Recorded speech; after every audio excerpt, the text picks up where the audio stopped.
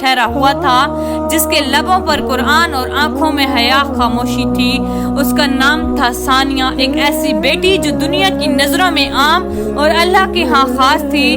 ثانیہ کا بچپن تلاوت میں گزرا۔ جب محلے کی لڑکیاں گڑیوں میں کھیلتی تھیں، وہ مدرسے کے ایک خاموش گوشے میں سورہ یاسین کی تکرار کرتی۔ کبھی کبھی اس کی تلاوت اتنی نرم ہو جاتی کہ مدرسے کی دیواریں بھی تھم جاتی۔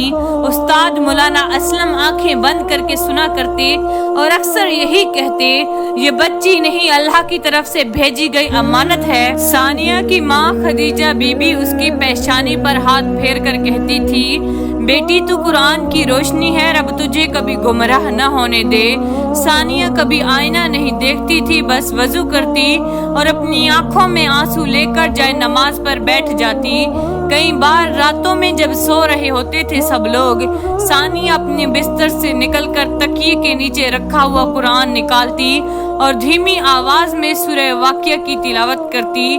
ماں کبھی جاگ جاتی تو اسے روتے ہوئے پاتی، پوچھتی، بیٹا کیوں رو رہی ہو؟ وہ بس اتنا کہتی، امی بس دل میں عجب سا درد اترتا ہے جب قرآن پڑھتی ہوں، لگتا ہے جیسے رب دل سے کچھ کہہ رہا ہے۔ خدیجہ بی بی سجدے میں جا کر دعائیں کرتی، یا اللہ اس بچی کو دنیا کی گندگیوں سے بچا لے، کہیں ایسا نہ ہو کہ یہ نور بجھ جائے۔ ثانیہ کی دنیا بہت چھوٹی تھی، قرآن، مدرسہ، امی، وضو، تلاوت، بس یہی۔ نہ فون، نہ فیشن، نہ کوئی دنیاوی دھیان۔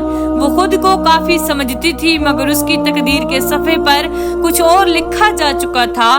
ایک دن اس نے سورہ توبہ کی آیت پڑھی، بے شک اللہ دلوں کی باتیں جانتا ہے، اور نہ جانے کیوں اس دن اس کے دل میں ایک عجیب جائے نماز پر لیٹ گئی۔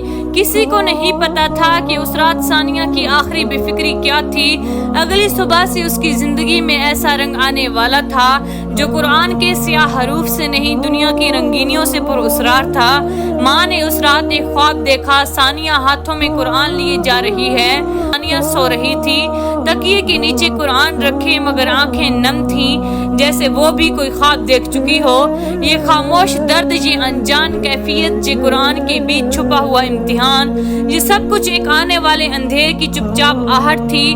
اور جب اندھیرا آتا ہے تو وہ چراغ بجھاتا ہے، اور جو سب سے زیادہ روشن ہوتا ہے اسے ہی بجھاتا ہے۔ ثانیہ کی زندگی پرسکون تھی، قرآن اس کا دل تھا، مدرسہ اس کا گھر، اور ماں کی دعا اس کی پناہ تھی۔ لیکن پھر ایک دن وہ لمحہ آ گیا جس سے سب کچھ بدل گیا۔ خالہ کے بیٹے کی شادی تھی، رشتے دار آئے ہوئے تھے، کچھ دن قیام رہا۔ چلتے وقت اس نے ایک پرانا موبائل ثانیہ کو دیا، رکھ لو ثانیہ بہن، قرآن کی کلاسز تو اب آن لائن ہوتی ہیں، نعتیں سن لیا کرو، دنیا بہت آگے نکل گئی ہے۔ ماں نے بھی اجازت دے ڈالی، ہاں بیٹی دین کے لیے استعمال کرو، ویسے بھی آج کل کے دور میں موبائل ضروری ہو گیا ہے۔ ثانیہ نے موبائل دیا، لیکن